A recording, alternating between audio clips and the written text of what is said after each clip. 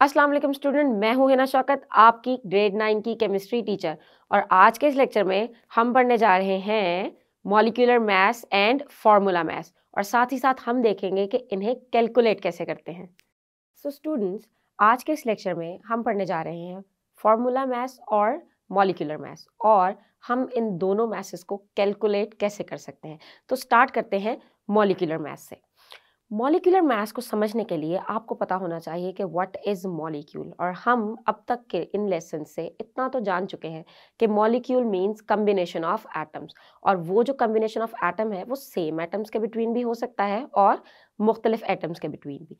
जब हम बात करते हैं मॉलिक्यूल की, तो मॉलिक्यूल्स बेसिकली कोवलेंट कंपाउंड्स में पाए जाते हैं, इसीलिए मॉलिक्यूलर मास कोवलेंट कंपाउंड्स के लिए ही होता है। अगर हम देखें कि मॉलिक्यूलर मास होता क्या है, like what is the exact definition of molecular mass, so it is the sum of atomic masses of all the atoms present in one molecule of a molecular substance is its molecular mass।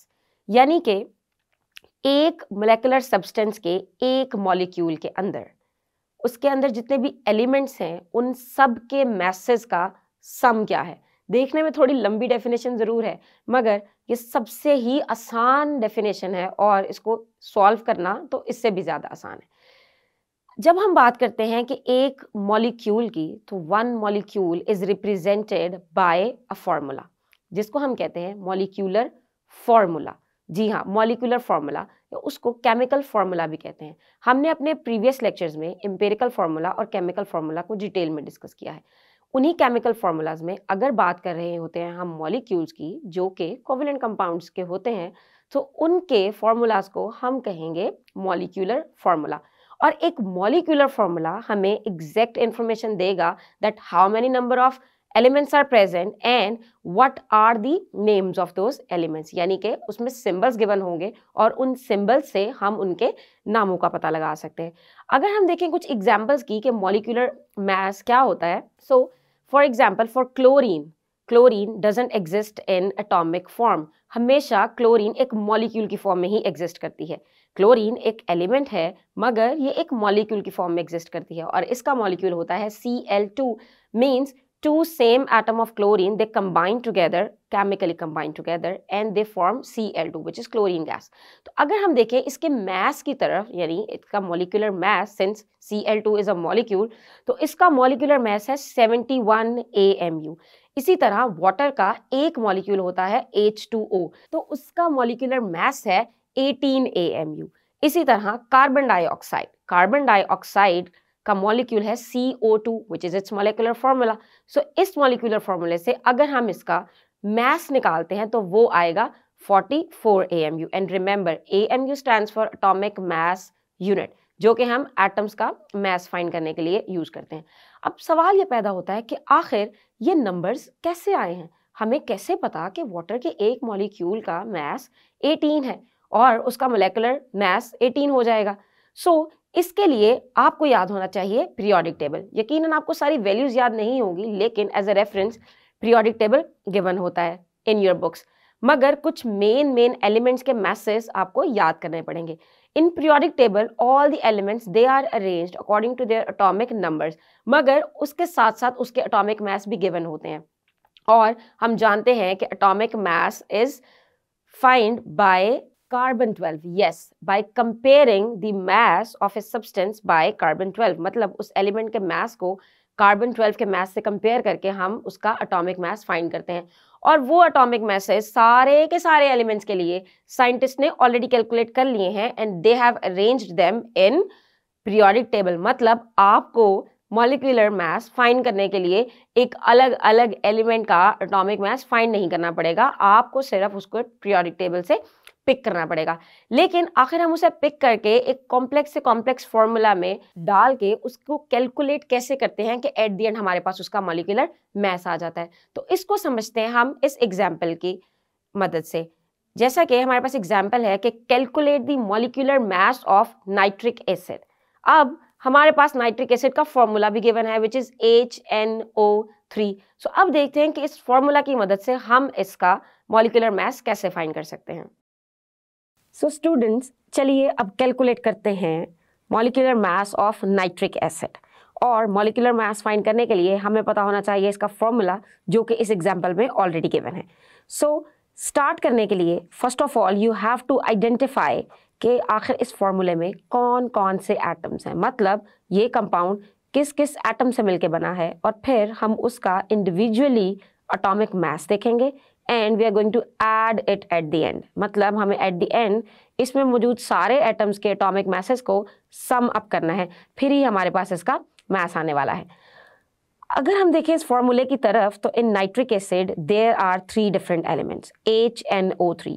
H stands for hydrogen, N stands for nitrogen and O stands for oxygen.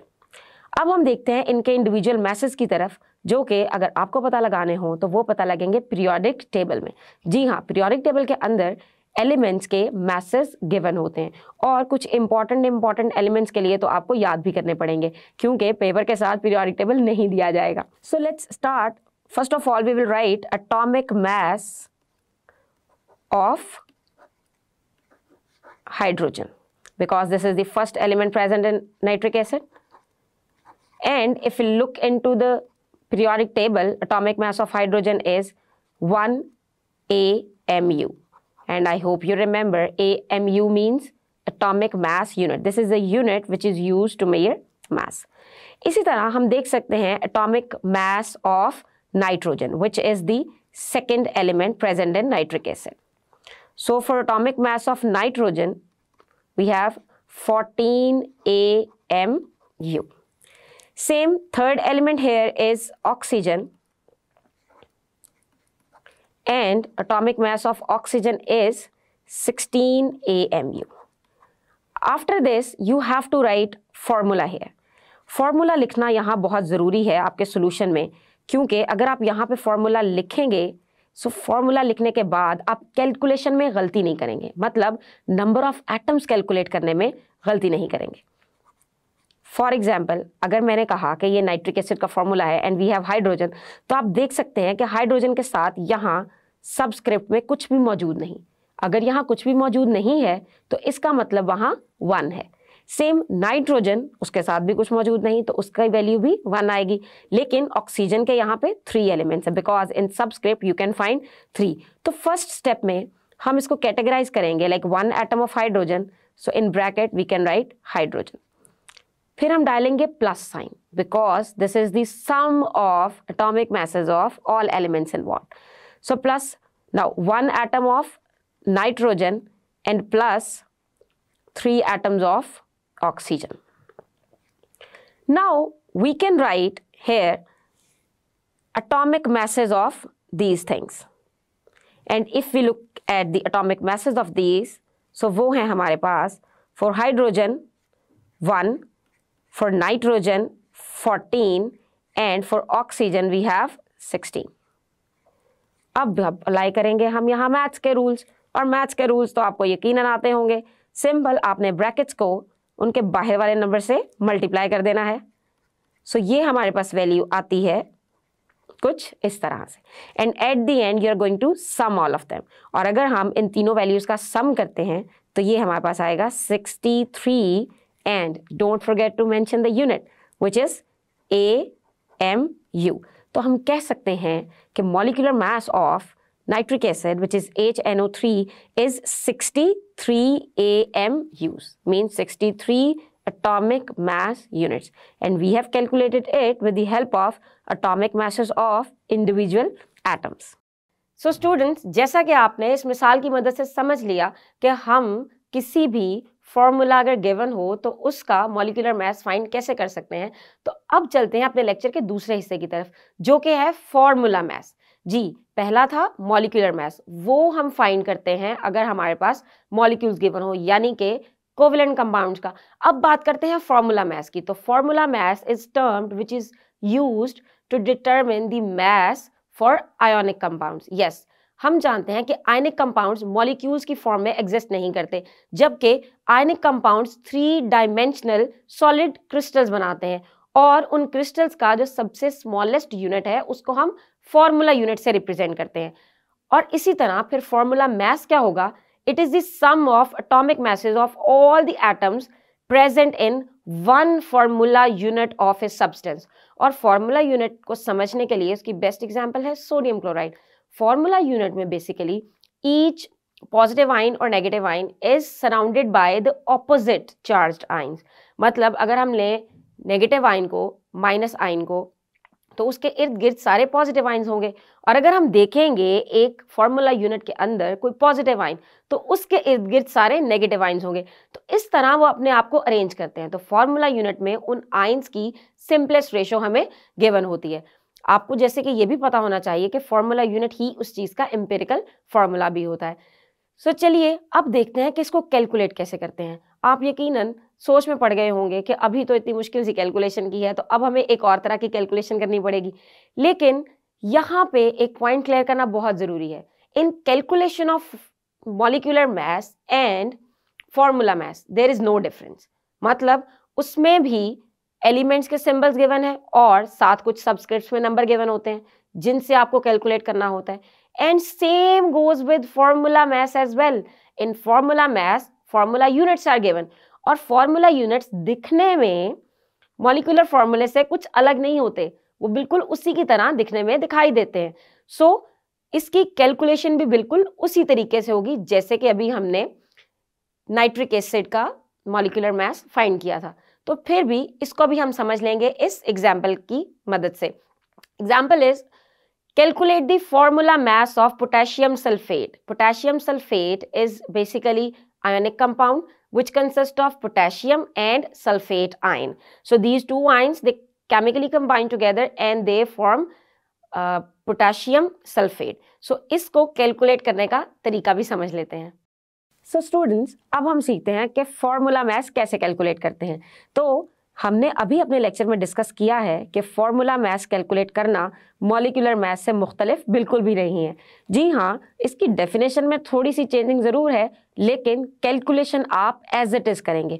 मतलब number of atoms आप बिल्कुल उसी तरह identify करेंगे, फिर उनके atomic message भी उसी तरह आपने देखने हैं, और एट द एंड आपने उसको सम अप करके आंसर के साथ AMU भी ज़रूर लिखना है। फिर भी एक एग्जाम्पल की मदद से इसको मज़ीद डिस्कस कर लेते हैं और हम यहाँ सॉल्व करेंगे formula mass for K2SO4 which is potassium sulphate, और ये है एक आयोनिक कंपाउंड। तो इसके लिए हम कैलकुलेट करेंगे फॉर्मूला मास, क्योंकि आयनिक कंपाउंड का जो सबसे छोटा यूनिट होता है इट इज़ फॉर्मूला यूनिट। तो चलिए स्टार्ट करते हैं। फर्स्ट ऑफ ऑल आपको मेंशन कर देना है कि you have started your solution, और फिर you have to mention atomic masses of individual atoms. और अब तक आप ये तो सीख ही चुके हैं कि एक फॉर्मूले में से उसके एटम्स को कैसे फाइंड करते हैं, by looking at the symbols. तो अगर हम इस फॉर्मूले की तरफ देखें तो हमें पता लगता है कि there are 3 different types of atoms. K stands for potassium, S is for sulfur and O is for oxygen. So सबसे पहले हम देखेंगे what is atomic mass for potassium.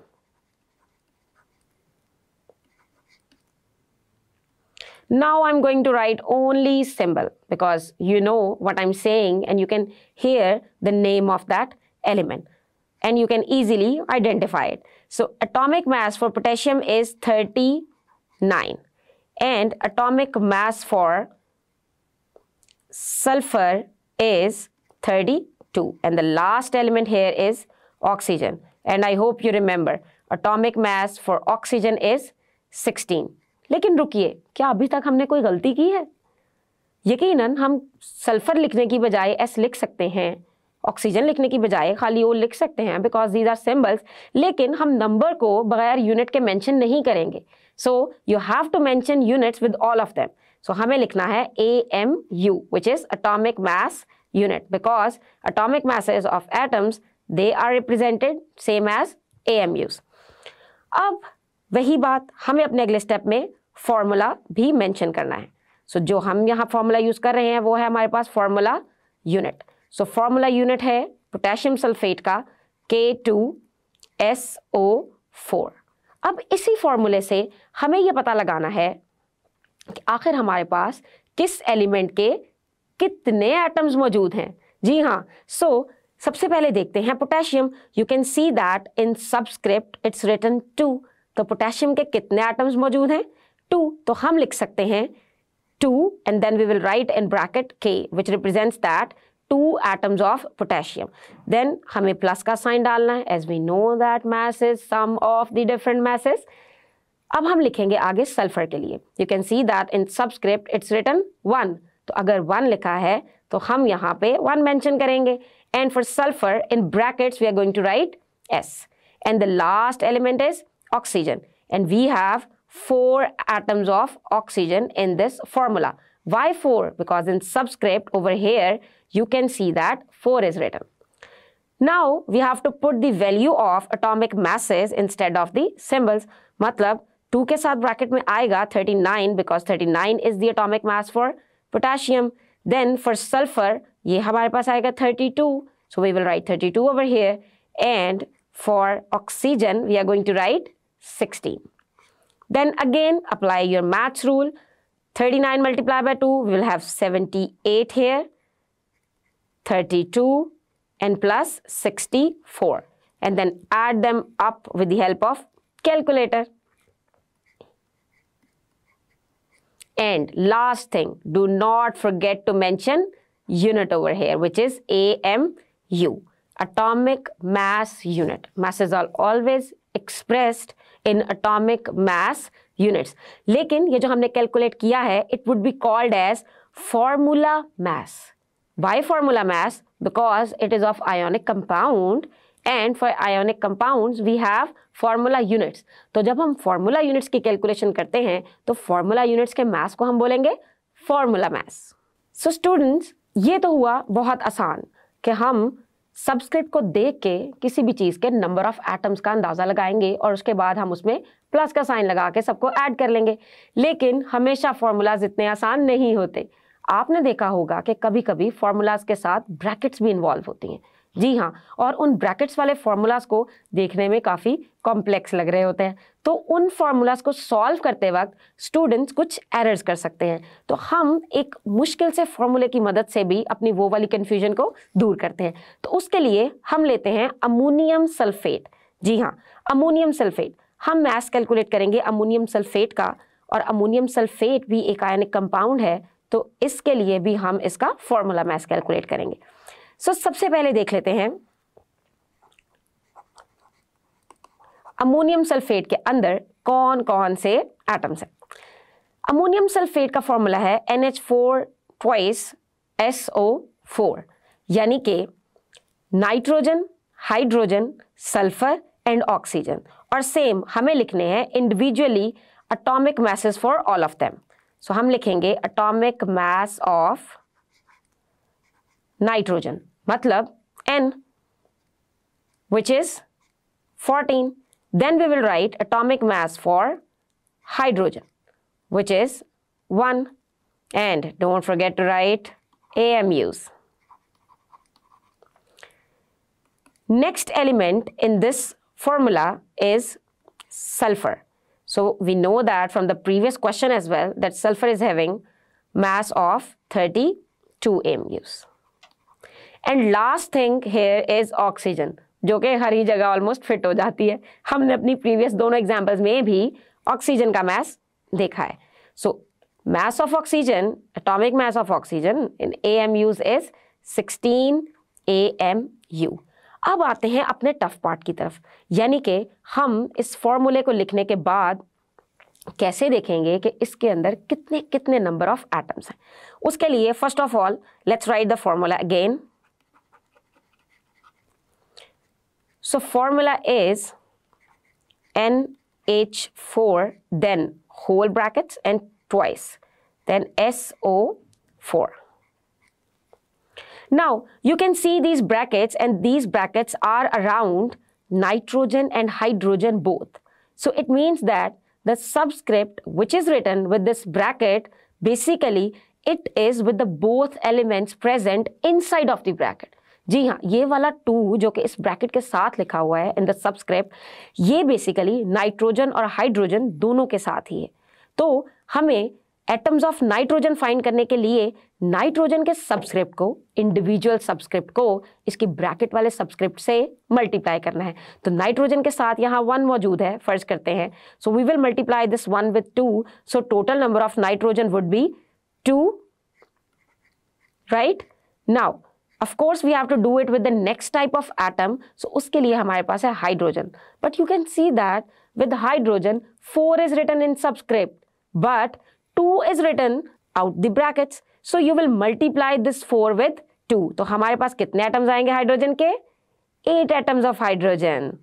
Now for sulfur, since there are no brackets, so there is only 1 sulfur. And for oxygen, we have 4 atoms. Rest of the process is same. Only solution of this bracket is a little difficult, but rest of the things are same. So we have to put in the values of atomic masses. For nitrogen, we have 14. For hydrogen, we have 1. For sulfur, it's 32. And for oxygen, we have 16. अब हम करने वाले हैं इसकी calculation, applying the maths rule.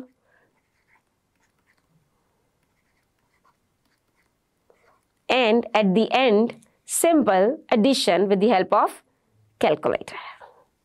So if I'm going to add all these 4 different atomic masses, so I'm going to get 132 AMUs. So we can say that mass of this compound is 132 AMUs. So I hope कि आपको अब ये brackets वाले मुश्किल formulas के masses भी calculate करने आ गए होंगे. So students, आज के इस लेक्चर में हमने देखा कि हम मॉलिक्यूलर मास और फॉर्मूला मास को किस तरह से कैलकुलेट कर सकते हैं और हमने ये कुछ मिसालों की मदद से हल किया. आप भी कुछ मिसालें अपने घर पे ज़रूर ट्राई कीजिएगा और हम अपने अगले आने वाले टॉपिक में स्टार्ट करने वाले हैं new topic which is topic number 1.3 chemical species. So तब तक के लिए अल्लाह हाफिज़.